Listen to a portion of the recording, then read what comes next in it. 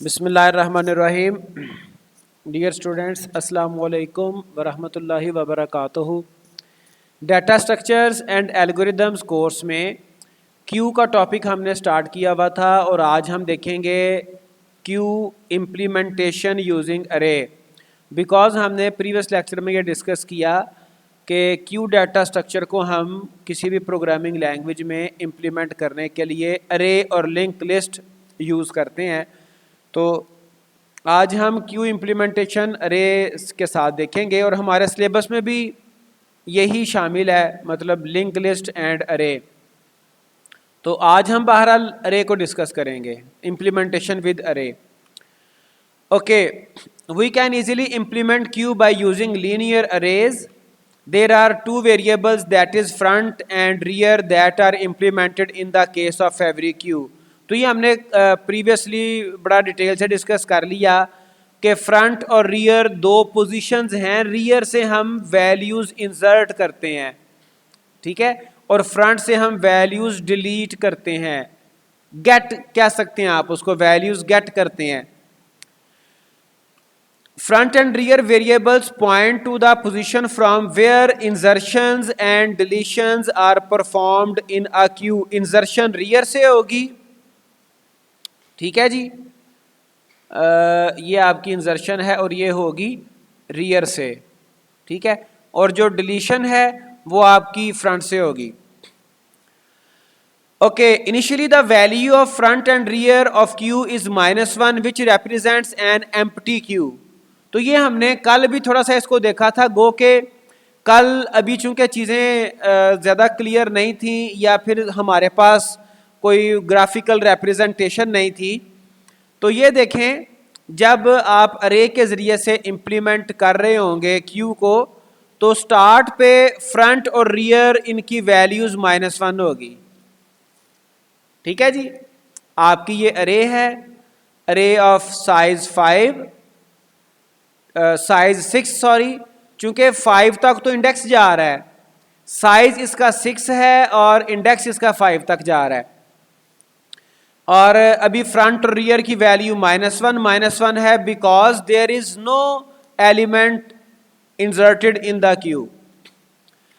When we insert the first element in a queue, front and rear both are set to 0। जब पहला element अरे Q में insert कर दिया जाएगा तो फ्रंट और रियर दोनों की वैल्यू 0 हो जाएगी, ठीक है जी।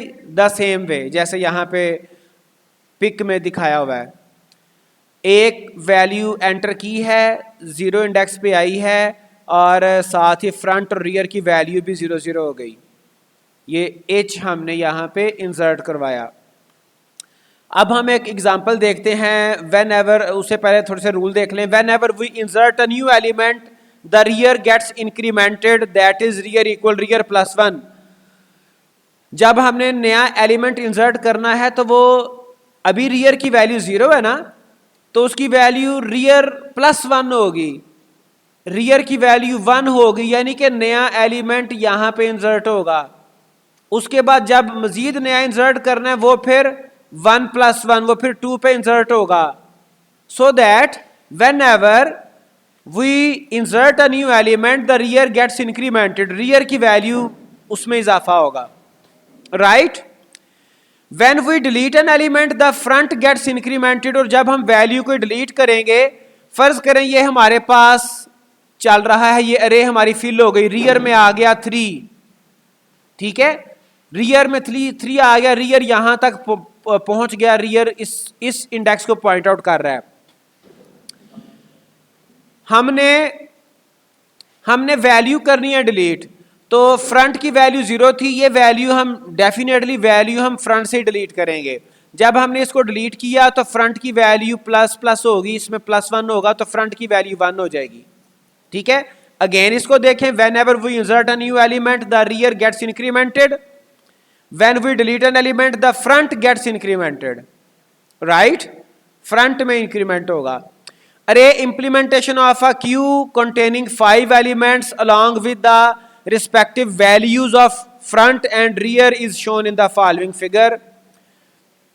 The following figure shows the queue of characters forming the English word hello. However, the value of rear increases by 1 every time an insertion is performed in the queue. ये हम पहले discuss कर चुके.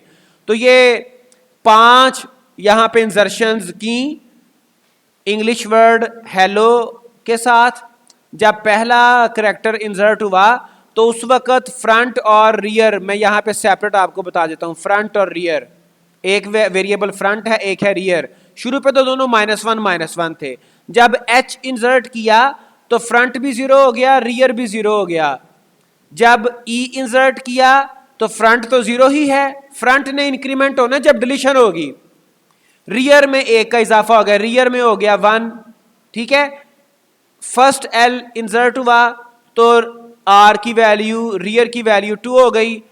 फिर एल इंसर्ट हुआ तो are की value 3 हो गई, रियर की वैल्यू 3 हो गई.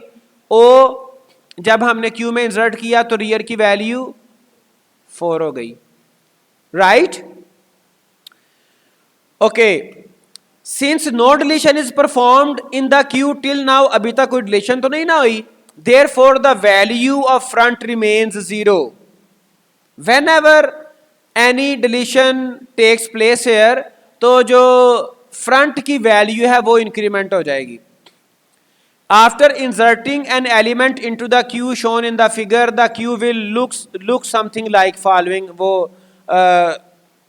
जब हम इसमें कोई नया एलिमेंट ऐड करेंगे तो किस तरह से हमारी ये अरे नजर आएगी. अभी नया एलिमेंट इसमें इस इमेज में ऐड नहीं किया तो फिर हमारा इमेज कुछ इस तरह से नजर आएगा.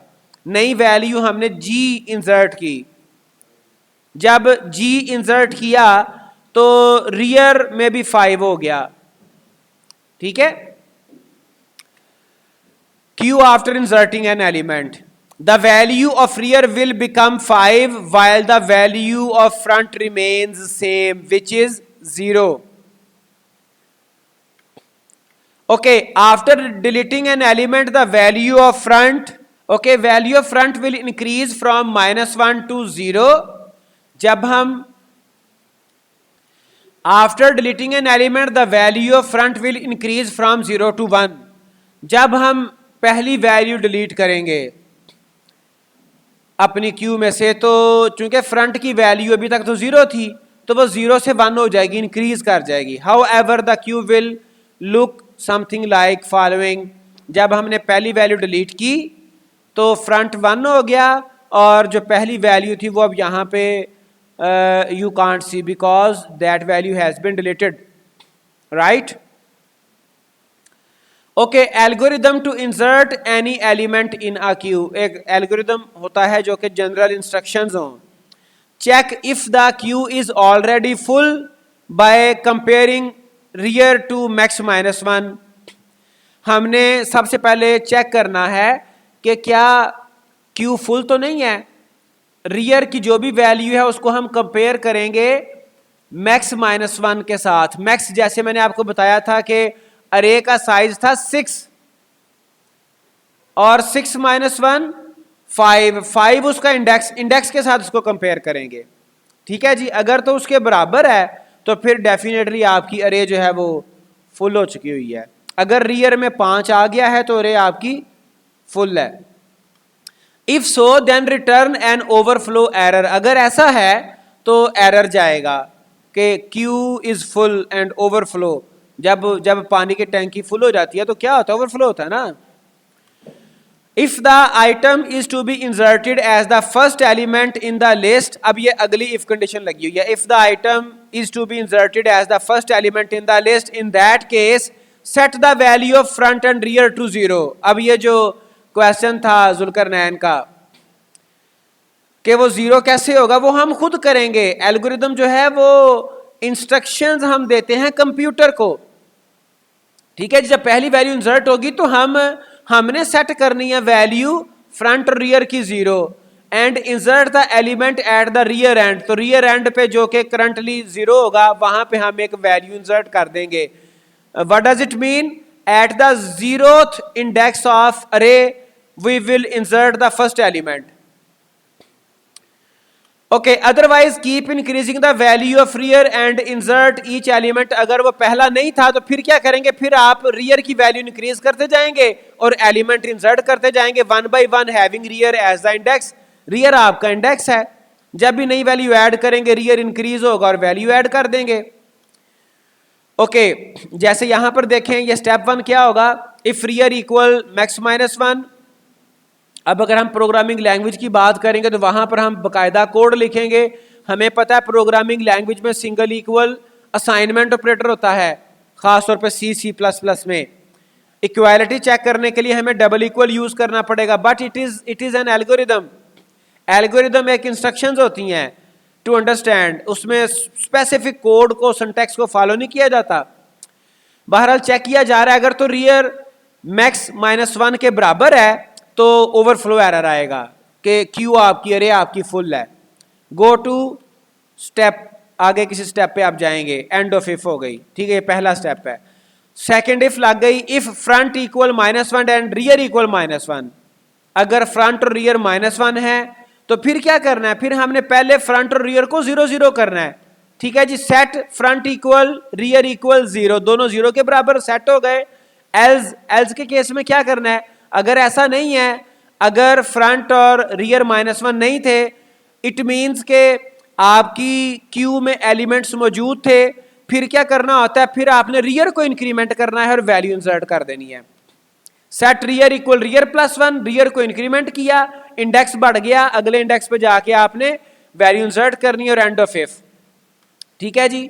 और step 3, set queue rear equal num. जो भी आपका इंक्रीमेंट हुआ होगा वो आपने रियर में वो वैल्यू स्टोर करवानी है और एग्जिट कर देना है। तो ये आपका एल्गोरिदम था वैल्यू इंसर्ट करवाने का। Now algorithm to delete any element. Deletion by the way is easy concept or easy steps are involved here in deletion. Anyway, if the value of front is -1 or value of front is greater than rear, अगर तो -1 है तब भी Q खाली है, और अगर front की वैल्यू रियर से बड़ी है देन क्या जी, write an underflow error, underflow message and exit, दोनों सूरतों में। ठीक है, अगर आप इसको अरे के कॉन्टेक्स्ट में डिस्कस करेंगे तो यहाँ पे एक मैं अरे का स्ट्रक्चर अगर बना लेता हूँ। फर्ज करें रियर है, ये इंडेक्स आप कह लें 3 इंडेक्स है, रियर में वैल्यू है 3, ठीक है, और फ्रंट में वैल्यू कितनी है, फ्रंट में वैल्यू है 4, तो तब भी आप अंडरफ्लो मैसेज देंगे। Otherwise, keep increasing the value of front and return the item stored at the front end of the queue at each time. Front में जो भी उसकी वैल्यू पड़ी होगी उसको आप एज एन इंडेक्स यूज करेंगे, अरे के उस इंडेक्स से वैल्यू आप रिमूव कर देंगे और एक इंडेक्स आप इंक्रीज करते जाएंगे। ठीक है जी। जैसे इसका एल्गोरिदम क्या है जी, if front is equal to -1 और फ्रंट ग्रेटर देन रियर तो फिर underflow error. Else set val equal queue front और फ्रंट इक्वल फ्रंट +1 और एंड ऑफ इफ। डेफिनेटली यहां पर आपको वैल्यू डिलीट भी करनी है और एग्जिट।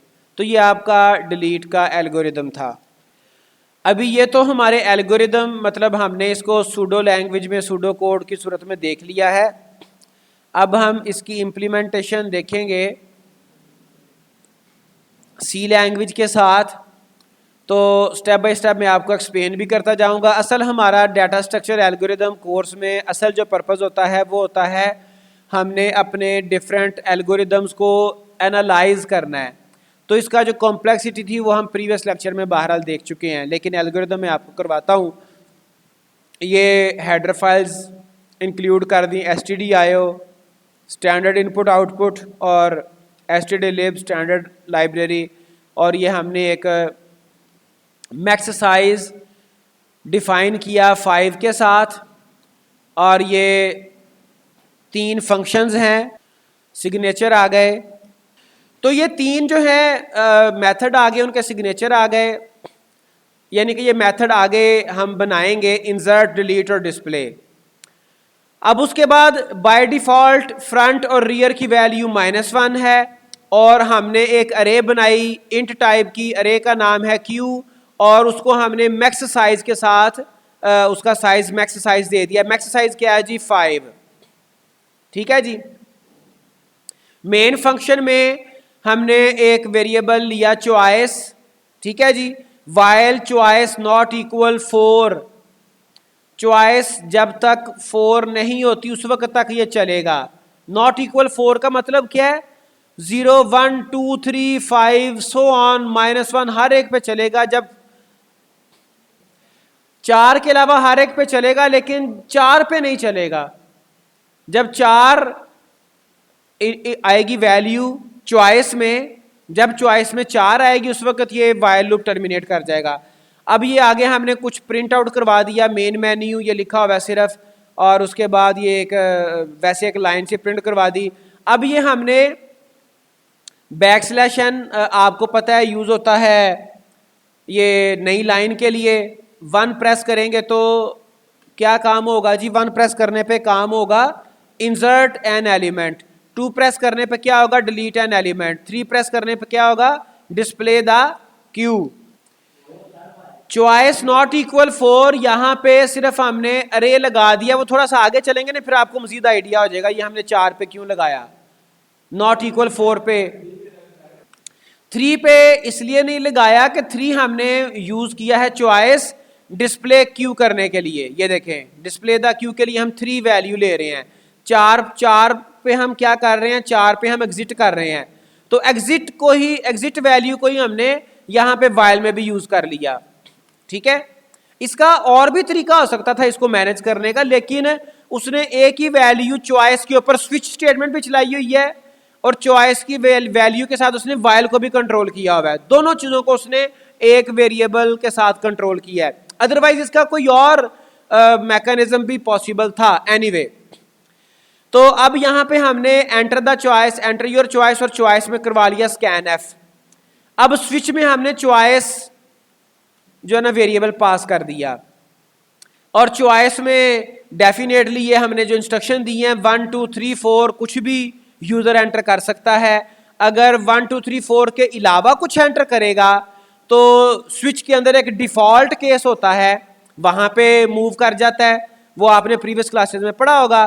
और अगर वो 1 करेगा तो ये केस 1 पे आएगा। यहाँ पे केस 1 पे क्या हो रहा है?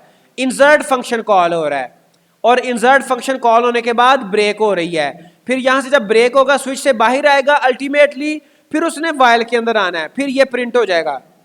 जब वाइल में आएगा फिर ये मेन मेन्यू प्रिंट हो जाएगा, फिर आपको मैसेज मिलेगा कि जी आप अपनी चॉइस एंटर करें। अच्छा, अगर चॉइस 2 एंटर हो गई फिर केस 2 में जाएगा, delete an element, delete function call हो गया, फिर वापस मेन में उसमें जाएगा वाइल में और ये मेन्यू प्रिंट हो जाएगा और फिर चॉइस पूछेगा। अगर 3 चॉइस दे दी तो फिर क्या होगा? फिर क्यू डिस्प्ले हो जाएगी, क्यू में जो भी एलिमेंट्स होंगे। अगर चॉइस दे दी 4 तो 4 का हमने देखा है कि 4 पे एग्जिट करना, एग्जिट 0 हमने कर दिया और ब्रेक हो गया साथ ही।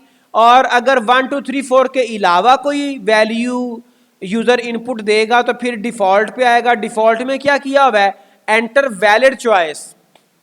1 2 3 4 के अलावा कोई वैल्यू देगा तो तब उसे ये मैसेज आएगा एंटर वैलिड चॉइस और भेजेगा उसको वापस मेन मेन्यू पे। भेजेगा कहां पे? भेजेगा यहां पे मेन मेन्यू पे ही भेजेगा। ठीक है, अब ये तो हमारा वो मेन्यू हमने बनाया, मेन्यू तो हमें समझ आ गया। अब आगे चलें, जो हमारे पास फंक्शन है 3 फंक्शन है। इंसर्ट फंक्शन, यहाँ पे हमने एक वेरिएबल ले लिया, डिक्लेयर किया आइटम और ये प्रिंट एफ करवाया एंटर द आइटम। आइटम की इनपुट ली यूजर से और यहाँ पे कंडीशन लगा दी जो हम एल्गोरिदम पहले डिस्कस कर रहे हैं। If rear is equal to, ये प्रोग्रामिंग लैंग्वेज में इक्वालिटी चेक करने के लिए डबल इक्वल यूज होता है। If rear equal to max size -1 मतलब कि आपकी अरे फुल है। ठीक है जी, तो यहां पे इस प्रोग्राम में हमारे पास मैक्स साइज में 5 था और आपको पता है कि अरे जो साइज 5 होगा उसका इंडेक्स मैक्सिमम 4 तक जाता है, मैक्स साइज -1 तक। ठीक है जी, तो अगर तो ऐसा है तो फिर हम यहाँ पे ओवरफ्लो मैसेज देंगे और रिटर्न कर देंगे। रिटर्न कहाँ पे जाएगा? रिटर्न जहाँ पे फंक्शन कॉल होता है वहाँ पर ही वापस जाता है। तो इंसर्ट का फंक्शन यहाँ से कॉल हुआ था, यहाँ पे ही वापस रिटर्न होगा और फिर ब्रेक हो जाएगी। एनीवे तो ये रिटर्न कर देगा वापस। और अदरवाइज एक और हमने इफ लगा दी, if front equal -1 and rear equal -1। अगर दोनों -1 है तो कंडीशन हम पहले पढ़ आए हुए हैं।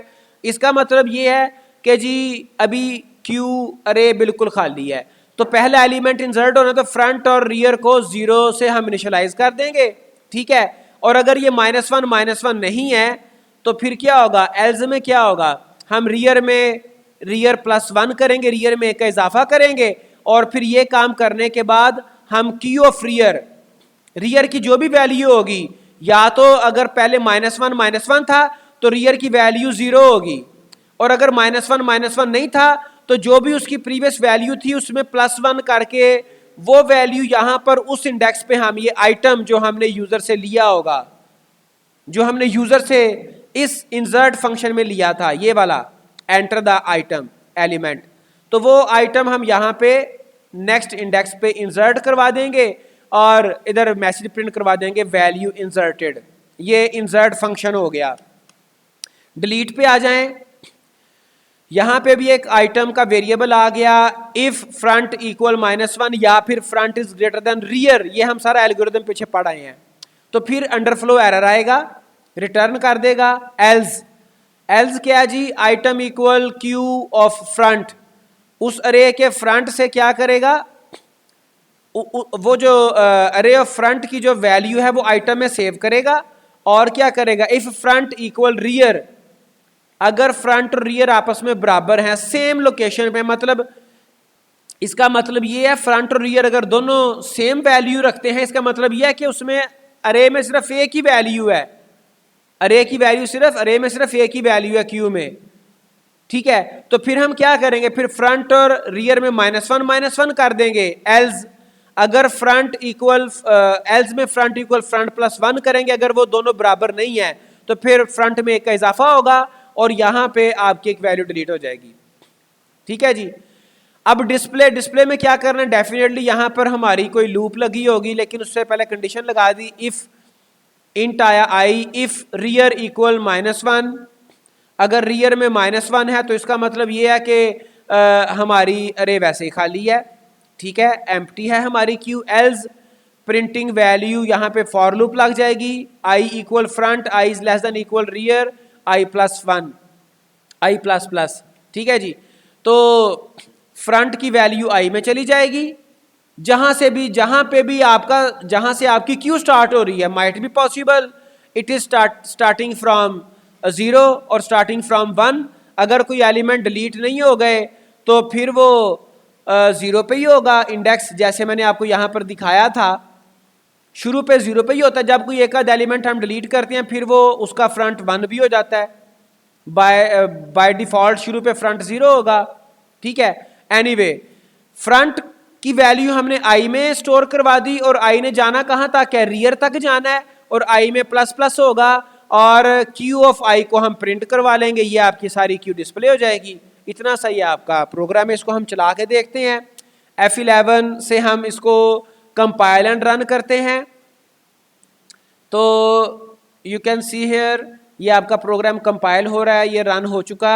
मेन मेन्यू उसने डिस्प्ले कर दिया, कह रहा है जी ये हमें हमारी चॉइस दे रहा है, insert an element, delete an element, display the Q, exit, enter your choice, ठीक है। अपनी चॉइस बताएं, चारों में से क्या करना चाहते हैं। मिसाल के तौर पे अभी मुझे पता है कि मेरी क्यू एम्प्टी है, मैं कहता हूं जी डिस्प्ले करो, मैं 3 प्रेस करता हूं, 3 लिख के मैं एंटर प्रेस करूंगा तो वो कहेगा जी empty queue, because there is no element available in the queue, ठीक है।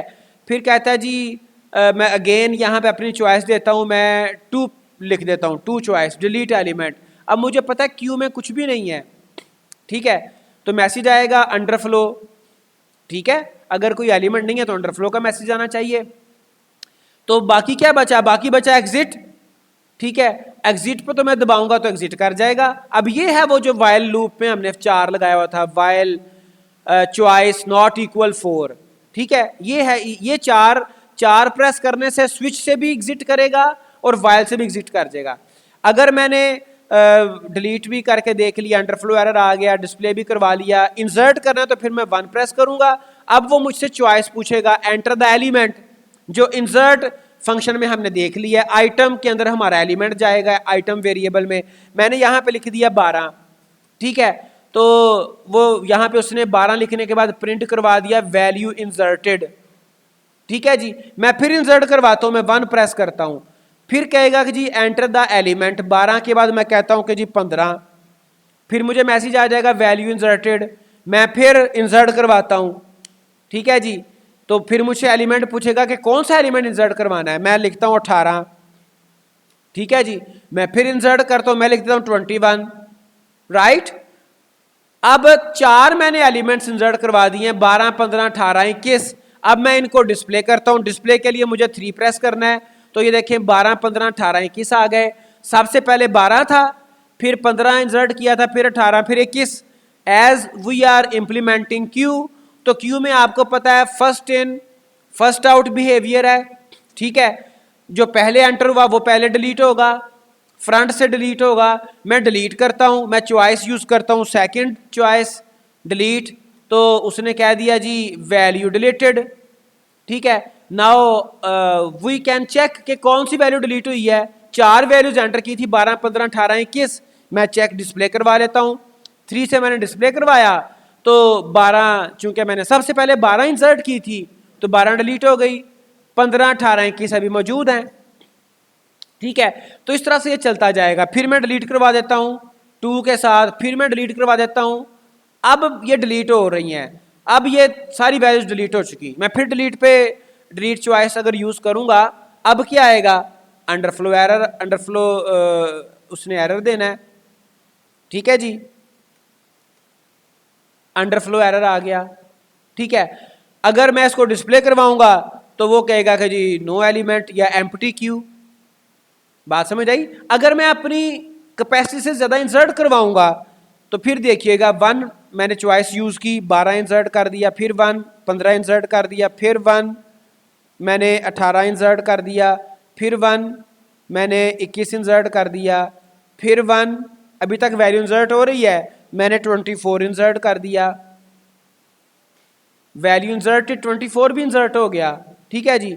फिर 1 कह रहा जी वैल्यू मैंने 27, अब ओवरफ्लो एरर आ गया, ठीक है, क्योंकि उसका साइज हमने 5 डिक्लेयर किया था, 0 से 4 इंडेक्स तक उसने जाना है। डिस्प्ले करवा के देख लें, 5 वैल्यूज उसने स्टोर कर ली होंगी, 12, 15, 18, 21, 24। छठी जब मैं उसमें इंसर्ट करवाना चाह रहा था तो उसने ओवरफ्लो एरर दे दिया। तो ये आपकी इंप्लीमेंटेशन है क्यू की यूजिंग अरे। तो आज के लिए इतना ही, बाकी इंशाल्लाह ताला नेक्स्ट लेक्चर में देखेंगे। टेक केयर, अल्लाह हाफिज।